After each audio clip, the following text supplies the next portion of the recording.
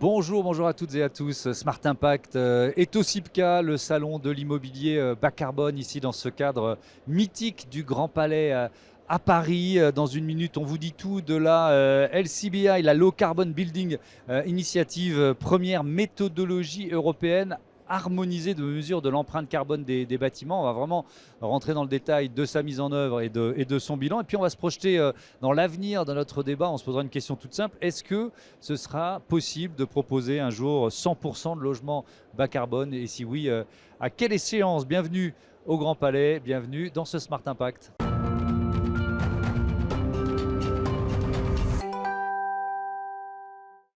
L'invité de ce Smart Impact ici au Grand Palais, c'est Cécile Dapp. Bonjour. Bonjour. Bienvenue, heureux de vous accueillir. Vous êtes directrice de cette Low Carbon Building Initiative. On va expliquer ce que c'est déjà, pourquoi, quand, par qui ça a été créé. Très bien. Donc la Low Carbon Building Initiative a été créée en 2022. Ouais. Elle a été initiée par l'association BBCA, association qui travaille sur les sujets de carbone depuis 10 ans en France. Et qui organise ce salon. Et qui organise ce salon, tout à fait. Donc à l'initiative de cette association et d'un certain nombre d'acteurs majeurs de l'immobilier européen, comme AXA, Covivio, Generali, donc des acteurs majeurs qui ont une empreinte immobilière pan-européenne et qui avaient ce besoin de compter le carbone de leurs bâtiments et d'être capables de comparer cette empreinte carbone à échelle européenne. D'accord. Il y a un label qui s'appelle BBCA. C'est un peu le même principe appliqué au niveau européen, on peut dire ça? On peut dire ça. C'est le même principe dans le sens où on se base sur les mêmes principes qui sont de compter le carbone sur tout le cycle de vie, c'est-à-dire de compter le carbone pas uniquement dans la phase d'usage du bâtiment, ce qui est fait en fait traditionnellement à échelle européenne, mais également dans la phase de construction du bâtiment, c'est-à-dire de faire prendre conscience aux personnes, aux utilisateurs et aux constructeurs que le carbone vient également en grande partie des matériaux. Et pas seulement de l'usage énergétique. Donc sur ce principe-là, on se base effectivement sur les mêmes idées que BBCA. En revanche, nous avons quand même adapté les méthodes pour pouvoir être utilisées partout en Europe et être adaptées au cadre de la Commission européenne. C'est comme une preuve de décarbonation en quelque sorte, on peut dire ça? Le label, oui, tout à fait. C'est une preuve de décarbonation parce qu'aujourd'hui, l'une des raisons majeures pour lesquelles ces acteurs sont venus nous voir pour construire ce label, c'est de nous dire aujourd'hui, je fais du bas carbone, je fais un effort pour décarboner mes actifs. En revanche, j'ai l'impression que tous mes concurrents ou tous mes partenaires prétendent faire du bas carbone et aujourd'hui, personne ne peut en donner la preuve. Tout le monde peut dire qu'il fait du bas carbone. Donc là, on a un vrai outil de comparaison, quoi, c'est ça? Tout à fait, tout à fait. Avec des critères qui sont reconnus au niveau européen. Cette méthodologie, c'est quoi? C'est une grille de lecture compliquée, basée sur la science ou pas? Qu'est-ce qu'on peut en dire? Alors, c'est une grille qui permet de compter. C'est une méthode qu'on a déployée avec des experts dont c'est le métier de savoir compter le carbone d'un bâtiment sur tout son cycle de vie. Donc ça veut dire sur un cycle de vie de 50 ans. Et c'est une méthode qui dit à une personne, pour compter le carbone de ce bâtiment, tu vas procéder de cette manière. Tu vas compter par exemple le carbone d'un panneau solaire de cette façon-là et pas de cette façon-là. Et donc en fait c'est une façon de se mettre d'accord. Mais alors justement, pardon de vous interrompre, est-ce qu'au niveau européen, puisque là on parle vraiment du niveau européen, il y avait des méthodes différentes d'un pays à l'autre et ça a été finalement compliqué ou pas d'ailleurs de tomber d'accord sur une méthode commune? En fait aujourd'hui, oui, tout à fait. Aujourd'hui, ce n'est pas réglementé au niveau européen. C'est réglementé dans certains pays. Par exemple, en France, la façon de compter est réglementée grâce à la RE 2020. Par ailleurs, ce n'est pas du tout réglementé. Donc oui, il y avait des façons de compter différentes et selon les pays et même selon les régions parfois. Donc ce qui a été compliqué, c'est de mettre tous ces acteurs d'accord pour que eux déjà, ce groupe de travail qu'on a mis ensemble compte de la même façon et ensuite diffuse cette méthode pour que la comparaison soit possible. Et la décarbonation ensuite, évidemment. Si on regarde quelques chiffres au niveau de l'Union européenne, justement, le secteur immobilier, il génère environ 36% des émissions de gaz à effet de serre et ça représente 40% de la consommation énergétique. C'est dire l'ampleur du défi. Est-ce qu'il y a une prise de conscience généralisée ou encore trop partielle, d'après vous? Je dirais qu'elle est encore trop partielle pour moi. Ce chiffre de ce qu'on dit, c'est entre 36 et 40% des émissions carbone en Europe. Il est assez peu connu finalement. On parle beaucoup des transports, on parle beaucoup d'autres secteurs très émissifs également, à juste titre. Mais on a assez peu conscience des émissions carbone de l'immobilier. Et lorsqu'on en parle, on parle beaucoup des émissions carbone de l'usage des bâtiments. À juste titre également, mais on parle très peu des matériaux comme le béton, le ciment, qui sont en fait extrêmement carbonés. L'acier aussi, c'est un matériau qui est très carboné. Et d'ailleurs, on voit ici, il y a vraiment beaucoup d'innovations d'entreprises qui avancent vers du béton bas carbone, l'usage du bois massif, etc. On en a reçu à votre place hier sur ce plateau. Vous nous avez dit lancement 2022, donc on commence à avoir un peu de recul. Quel bilan vous pouvez en tirer de cette méthodologie, de ce label européen? Donc le lancement en 2022, c'est le lancement des travaux. Ensuite, 2 ans de travaux et le lancement du label en 2024. Le bilan qu'on peut en tirer, c'est un vrai attrait et un vrai besoin des acteurs européens pour ce type de label qui sont exigeants sur le carbone, qui vont vraiment être très rigoureux dans la façon de compter et dans la transparence des données. Aujourd'hui, on a un certain nombre d'actifs labellisés dans différents pays d'Europe. Donc nous avons annoncé hier les derniers labellisés. Un nouveau bâtiment labellisé en Allemagne ainsi qu'un nouveau bâtiment labellisé en Belgique. Donc aujourd'hui, ce qu'on tire comme conclusion, c'est que c'est nécessaire pour le marché, les acteurs le demandent, mais que c'est encore un challenge. C'est encore difficile pour certains acteurs d'aller aussi loin dans la décarbonation que ce qu'on demande. Combien de pays d'Europe l'ont déjà adopté? Parce qu'il y a 27 pays au sein de l'Union européenne, on n'y est pas encore, ce n'est pas les 27. Alors, le label est disponible dans 8 pays d'Europe aujourd'hui. D'accord. Et on travaille avec des partenaires locaux à étendre cette méthodologie et ce label dans d'autres pays. Quels sont les freins à son adoption? Ça reste une démarche volontaire qui n'est pas réglementaire. Donc, je dirais qu'aujourd'hui, ceux qui l'adoptent sont quand même les pionniers. Ce sont les acteurs qui sont ici, qui veulent faire du bas carbone, le démontrer de façon robuste, être vraiment dans l'action, dans ce qui est tangible et dans ce qui est compté. Mais ça demande une vraie expertise technique. Ça demande d'y passer du temps et c'est une démarche volontaire. Donc il faut décider, en plus des autres contraintes de l'immobilier actuel, d'aller prouver qu'on est bas carbone et d'aller atteindre un niveau de décarbonation qui est quand même exigeant. Et alors justement, c'était la question que j'allais vous poser. Dans un contexte qui est quand même chahuté, difficile pour le secteur de l'immobilier, est-ce que vous sentez-vous que c'est un peu plus difficile depuis quelques mois, justement, de convaincre d'autres partenaires européens de rentrer dans la démarche? Parce qu'il y a peut-être d'autres priorités que d'accélérer la décarbonation. Je dirais que ceux qui veulent le faire et ceux qui l'ont intégré dans leur stratégie depuis longtemps continuent à le faire et ne dévient pas leur cap. Et aujourd'hui, et on l'a encore entendu hier de la part d'AXA, donc il y a eu un bâtiment labellisé en Allemagne, pour eux, c'est également un argument supplémentaire à la commercialisation de leurs actifs, à montrer que non seulement leurs bâtiments sont innovants sur tout un tas d'aspects, mais vont plus loin que d'autres dans la décarbonation. Donc c'est un avantage. C'est vrai qu'aujourd'hui, cela reste des pionniers.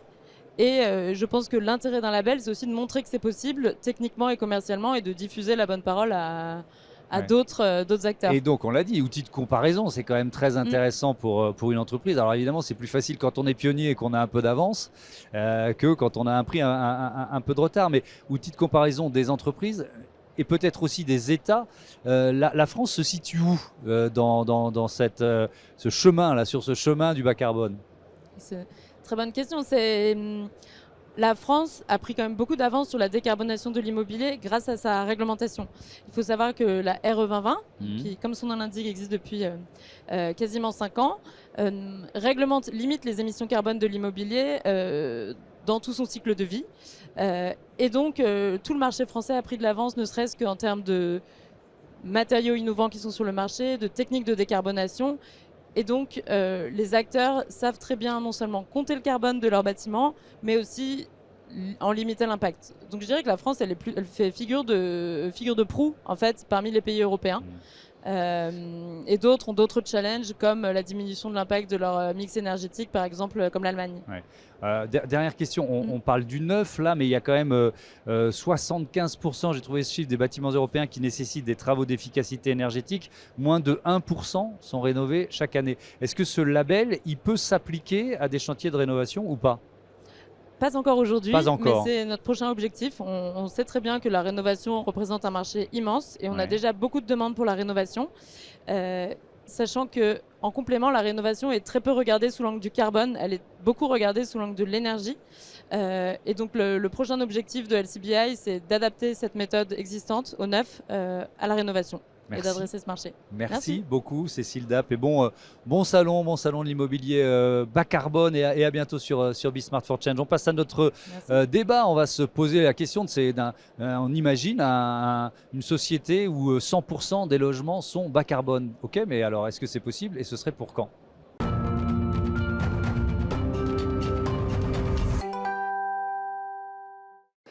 Smart Impact, toujours ici au Grand Palais, toujours au CIPCA, le salon de l'immobilier bas carbone. On va parler d'avenir, se projeter vers un avenir où 100% des bâtiments seraient bas carbone. Est-ce que c'est possible ? Je vais poser la question à mes invités. Raphaël Rollinet, bonjour.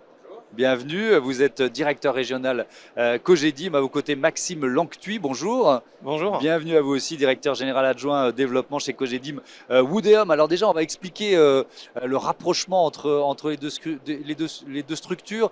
Woodeum fait partie de Cogedim, c'est ça ? Alors, pour nous présenter, donc Cogedim, c'est une marque historique en logement qui date de 1963, qui a été rachetée par le groupe Altarea Foncière de Commerce, donc notre maison mère, en 2007. Et donc Woodeum, c'est le leader de l'expertise bois bas carbone. Ouais.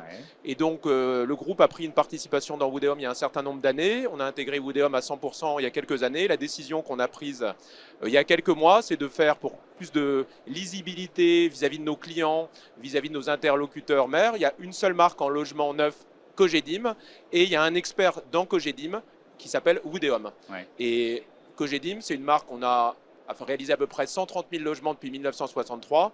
Et Woodeum, c'est la première marque en logement neuf. On a réalisé une quarantaine d'opérations, environ 6 000 logements en bois bas carbone. Ouais. Qu'est-ce que ça représente pour Woodeum d'être intégré, boosté en quelque sorte par Cogedim ?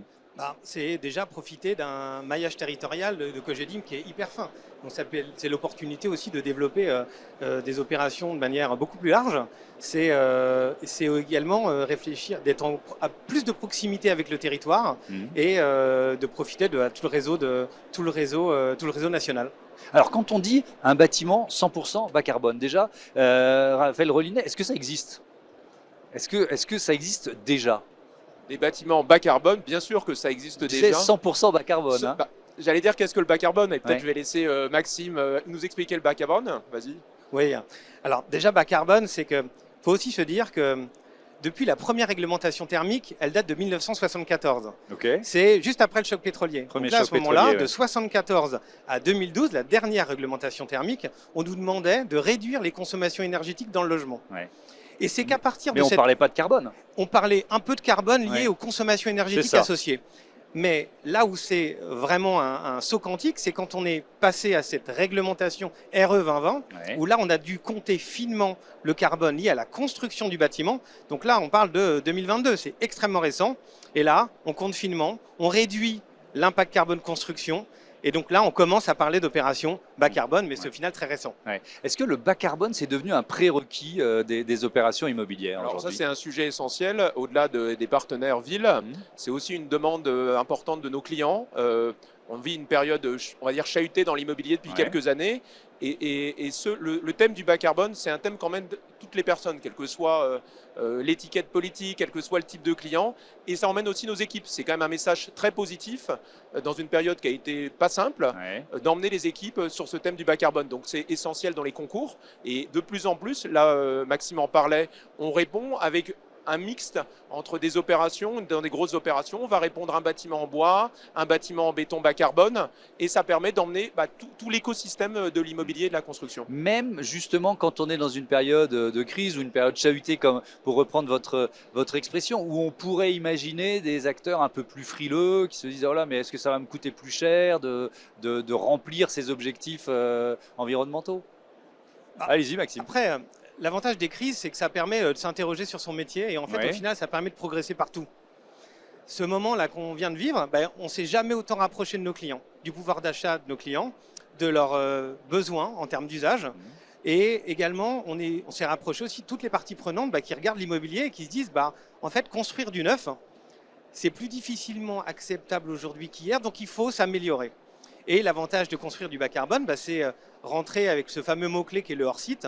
Et le hors-site, ça a tout un tas d'atouts pour pouvoir développer des opérations dans un environnement urbain, avec une moindre rotation de camions, avec des chantiers qui sont plus silencieux, avec des conditions de travail qui sont beaucoup plus favorables pour nos compagnons. Et ça, ça fait partie de l'amélioration, c'est la conséquence positive de penser bas carbone. Le hors-site, c'est quoi? C'est construire des éléments du bâtiment qu'on est en train de monter en dehors du bâtiment lui-même? C'est tout à fait ça. Je dis ça avec mes mots de béotien, mais c'est à peu près l'idée. C'est tout à fait ça, c'est-à-dire vous avez des parties de bâtiments qui sont construits à l'extérieur et que vous venez assembler sur le chantier. Et ces parties de bâtiments, c'est pas uniquement, comme on l'a souvent en tête, du modulaire. Ça peut être un poteau, ça peut être un mur, ça peut être une façade, ça peut être une cuisine, ça peut être des balcons. Ça peut être une verrière comme celle du Grand Palais. Ça permet de montrer définitivement que le hors-site est complètement compatible avec une architecture magnifique. Mais voilà, l'idée c'est que progressivement cette industrialisation de l'acte de construire, ça permet de faire des projets qui sont plus faciles à porter et qui s'insèrent plus finement dans un environnement urbain assez dense. Est-ce que c'est une idée reçue de dire que le bas carbone est plus cher, Raphaël Rollinet? Alors oui, mais non. Donc un peu des deux. Voilà, on va prendre un exemple concret, je pense, pour illustrer ce que Maxime dit. Aujourd'hui, on développe une opération qui s'appelait Cogédim Air du Temps, qu'on a gagné en 2018, qui est juste en face de la bibliothèque François Mitterrand, qu'on va rebrander avec l'organisation Woodéum Paris-Rive Gauche. Et c'est l'exemple type finalement d'une opération complexe, en hors-site, avec 100% de hors-site, parce qu'on a acheté un volume d'air au-dessus des voies ferrées de la gare d'Austerlitz. Donc ça veut dire qu'on a fait un pont en acier, des poutres qui ont été posées une par une au milieu de la nuit, au moment où les trains ne passent pas, et qu'on va poser un bâtiment en bois par-dessus. Et pour répondre à votre question, nos clients, ils sont sensibles à ça. Donc on a déjà des clients qui ont acheté sur cette opération et on va la relancer commercialement à la fin de l'année. Et ce qui est assez intéressant dans le retour client, c'est que sur les 60 clients qu'on a aujourd'hui, un de leurs premiers éléments d'intention d'achat, c'est j'ai acheté là parce que j'ai un bâtiment en bois, j'ai un bâtiment iconique dans un quartier en devenir et ça nous permet aussi d'aller chercher de la valeur derrière, en lien avec le pouvoir d'achat de nos clients, mais d'aller chercher de la valeur dans l'appartement, sur des valeurs d'usage, sur le confort d'été, sur le fait, les études montrent que le fait d'habiter dans un bâtiment en bois, ça rend plus apaisé, plus serein, c'est plus silencieux. Donc finalement, là où ça va nous coûter peut-être un peu plus cher à construire, on va pouvoir valoriser ça de manière différente. Et puis après, on s'inscrit, nous, il y a le court terme, on parlait de la crise, mais on est un groupe, on s'inscrit dans le moyen terme et le long terme. Le sujet du bas carbone, de toute manière, on a tous été sensibilisés cet été avec le réchauffement climatique. On doit traiter cette thématique-là. Et j'allais dire, c'est un projet de société. On a la chance, nous, d'être dans un groupe, et notre maison mère aussi, Altarea, avec le monde des centres commerciaux, on n'a pas arrêté d'évoluer. On a aujourd'hui 68% dans le groupe Altarea de taxonomie alignée, taxonomie européenne. Voilà, donc c'est un vrai enjeu pour répondre à votre question et on va aller chercher de la valeur grâce au bas carbone. Woodéum, ça a été créé il y a combien de temps? C'est une société qui a été créée en novembre 2014. 2014, alors donc ça donne une belle... Oui, allez-y. Voilà, donc c'était juste en fait avant, bien avant cette RE, avec comme objectif qui était de se dire, quand on est au bout de ces réglementations thermiques en 2012, on se rend compte que le poids carbone lié à la consommation d'énergie représente que 30% et 70% c'est la construction. Donc là on se dit comment on peut améliorer ces pratiques-là, et le bois est arrivé naturellement parce que c'est un matériau qui a un bilan carbone négatif. Et parce qu'il va stocker du carbone pendant sa phase de pousse. Et c'est l'avantage aussi de pouvoir développer des opérations qui sont très en avance de phase sur cette réglementation-là. Après, peut-être pour prolonger ce que disait... J'ai pas eu le temps de poser ma question. Ma question, c'était une sorte de bilan d'une décennie. C'est-à-dire de se dire, est-ce que vous êtes, avec cet argument du bois massif et donc du bas carbone, sujet quand même aux fluctuations du marché, c'est-à-dire et aux difficultés liées à un marché qui se contracte ou qui au contraire va bien. Est-ce que vous l'avez senti ou pas d'ailleurs? Alors, construire aujourd'hui bas carbone, quand on peut encore construire classiquement, ça a toujours un tout petit peu plus cher, oui. Ouais. Par contre, l'avantage, c'est que plus on s'y met, plus globalement on massifie l'effort d'innovation collectif, et le salon est la preuve de ça, d'une filière qui se structure et qui permet justement de gagner en qualité et de compresser les prix. Après, il y a aussi des opérations, Raphaël l'évoquait avec l'opération dans le 13e arrondissement, une autre opération qu'on présente dans le cadre de la conférence cet après-midi, c'est un immeuble qui s'appelle Osta, qui est un immeuble qui a été construit au-dessus d'une dalle de stockage qui était au-dessus du périphérique. Le bâtiment est 3 fois plus léger qu'un bâtiment traditionnel. Si on avait voulu valoriser ça avec un bâtiment classique en béton, on aurait fait 3 niveaux. Là, on a fait 8 niveaux. Et donc là, ça permet de donner du sens à des opérations. Et c'est grâce au hors-site, grâce au bas carbone, que ces opérations existent en fait. Ça veut dire qu'il y a des, avec la densification des villes, il y a des chantiers qui ne pourraient pas se monter sans la solution bois, par exemple? Alors, je vais reprendre l'exemple le plus concret, donc celui qui est en cours de travaux au Oudéum Paris-Rive-Gauche.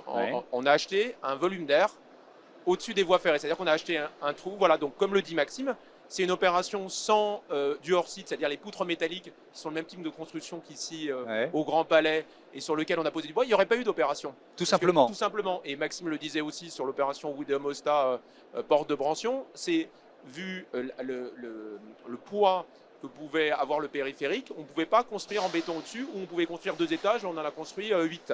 Voilà, donc il y a des opérations, et c'est ça aussi la force du hors-site, qui n'existe pas si ce n'est pas du hors-site. Ouais. Et comme vous le dites, aujourd'hui la ville se construit sur la ville, de plus en plus, l'impact carbone, parce que là on parle du hors-site, mais dans le groupe aussi, on a une marque qui s'appelle Histoire et Patrimoine qui fait de la réhabilitation, c'est ce qu'on fait en bureau.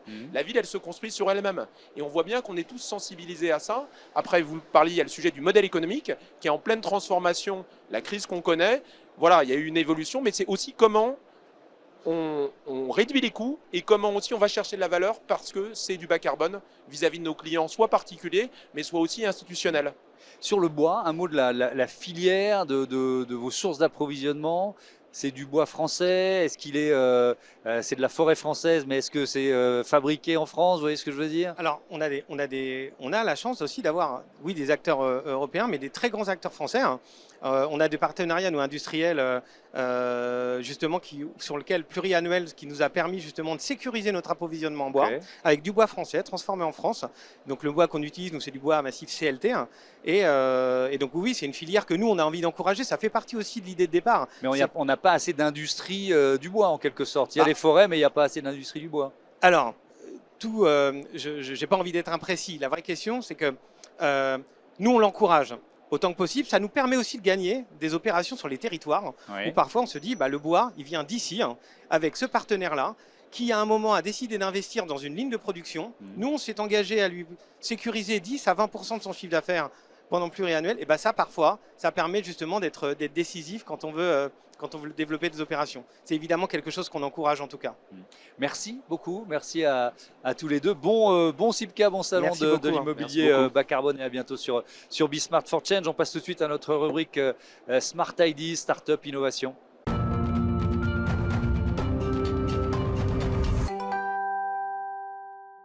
Smart Ideas, notre rubrique Startup et Innovation, toujours au CIPCA, au Grand Palais à Paris avec Leïla Tweti. Bonjour. Bonjour. Bienvenue, vous êtes la cofondatrice d'Allo Homora, créée au tout début de cette année, toute jeune entreprise, début 2025 avec Yann Motreff. Et pourquoi? C'était quoi l'idée de départ? Eh bien écoutez, l'idée de départ, c'est un constat affligeant qu'on est nombreux à faire, c'est celui de la précarité étudiante et de leur énorme difficulté à trouver un logement. Donc chaque année le sujet hélas revient et le problème se creuse. Voilà, il faut savoir que aujourd'hui en France on a besoin de 250 000 logements étudiants et qu'en face de cela on a des millions de mètres carrés de bureaux qui restent vides. Voilà, donc c'est assez ubuesque comme situation. Donc l'idée c'est de transformer ces bureaux vides en logements étudiants, c'est ça? Exactement, donc avec Yann, mon associé qui est architecte, on a vu dans cette vacance tertiaire une opportunité en effet pour créer du logement étudiant abordable. D'accord, avec ce nom quand même qui intrigue. Ouais. Allo Home, HOM, en gros, aura, Allo Home Aura, pourquoi? Oui, Home, oui, référence au toit, à la Ouais. maison. Et Allo Mora, si vous n'avez pas la référence, peut-être que d'autres l'auront. C'est une formule magique d'une célèbre saga d'apprentis sorciers qui Ok. permet d'ouvrir les portes. Voilà. Bien sûr, mais si, ça y est, ça me revient. Donc, vous allez nous ouvrir les portes. Et justement, quel frein vous avez rencontré ou vous rencontrez encore pour convaincre? Parce qu'il y a un Oui. changement d'état d'esprit en Oui, quelque complètement. sorte. C'est vrai qu'il y a beaucoup de pédagogie à faire. Ouais. Le sujet, il y a beaucoup d'acteurs qui s'en emparent. Le gouvernement a même poussé avec une loi incitative pour transformer ces espaces de bureaux vides en logements. Ce qu'on a réussi à faire avec Allo Mora, depuis 9 mois, c'est de constituer un modèle qui permet à la fois d'être rapide, mais aussi économique. Donc, je peux rentrer un peu plus en détail. Allez-y, moi je suis curieux de découvrir ce modèle. Bien, ce modèle, il est aussi très simple finalement. C'est qu'on va procéder à du rent to rent. Donc on va louer des espaces de bureaux vides aux bailleurs en direct. On va procéder à une transformation. Donc, je vais détailler la transformation et puis derrière, on va opérer la résidence, donc louer aux étudiants. En ce qui concerne la transformation, notre particularité, et là où on se démarque, c'est qu'on accepte le bâtiment en tant que tel. On ne va pas procéder à de gros changements, donc on ne touche ni à la structure ni à la façade. On va uniquement utiliser les gaines existantes pour aménager des espaces de sanitaire et cuisine partagés. On va aussi aménager des espaces en commun de co-living, donc salle de sport, coworking, laverie, etc. Et puis notre particularité aussi, c'est de faire appel à de la construction hors site en bois. Donc on va fabriquer des chambres modulaires et réversibles. Qui vont permettre à chaque étudiant de disposer d'un espace, d'une chambre à soi, pour citer Virginia Woolf. Ouais. Et là, on est avec le hors-site, on est vraiment dans une logique de bas carbone et vous avez toute votre place dans un salon comme celui-là. Il y a déjà des chantiers qui sont en cours, oui, non. Et puis aussi, est-ce que c'est réversible? C'est-à-dire est-ce qu'une entreprise peut dire, ok, mais un jour, je vais refaire des bureaux à cet endroit-là? Alors, pardon, pour revenir à la réversibilité, en effet, c'est un point très important. C'est-à-dire que nous, en effet, il faut qu'on puisse convaincre des bailleurs qui n'auraient pas forcément envie de transformer leurs immeubles de bureaux parce que ça peut constituer pour eux une prise de risque. Eh bien, nous, on les rassure en leur permettant d'expérimenter un nouveau modèle. Et grâce, effectivement, à l'absence de travaux lourds et à cette chambre modulaire, on leur garantit en effet de pouvoir récupérer leur plateau de bureau s'ils souhaitent en refaire des bureaux quelques années plus tard. Et il y a déjà un chantier lancé ou vous n'en êtes pas encore à ce stade de développement? On en est à discuter en effet avec des bailleurs, mais ils sont de plus en plus nombreux à être attentifs et on est à deux doigts de pouvoir concrétiser en effet avec des bailleurs. Ce modèle que vous avez décrit qui est reproductible, c'était une de vos ambitions, un de vos objectifs? Oui, forcément. On voulait un modèle scalable, facile à déployer, avec un capex faible, pour le jargon, avec un investissement de départ qui soit minime finalement au regard de l'enjeu et de la solution qu'on propose. Donc c'est vrai que c'est ça qui nous différencie des opérations de transformation, on va dire, classiques aujourd'hui. Et puis il y a un autre sujet, c'est que dans notre situation, il n'y a pas de permis de construire déposé. On a recours uniquement à un changement de destination. Donc on a 1 mois d'instruction et 2 mois de recours des tiers, donc on va très vite. Merci beaucoup Leïla Twitty et bon vent à Allo Mora. Je me projette avec vous dans l'univers des sorciers. Merci. Bon Sipka, bon salon de l'immobilier bas carbone. Voilà, c'est la fin de ce Smart Impact. Merci à toutes et à tous de votre fidélité à Be Smart for Change. Salut.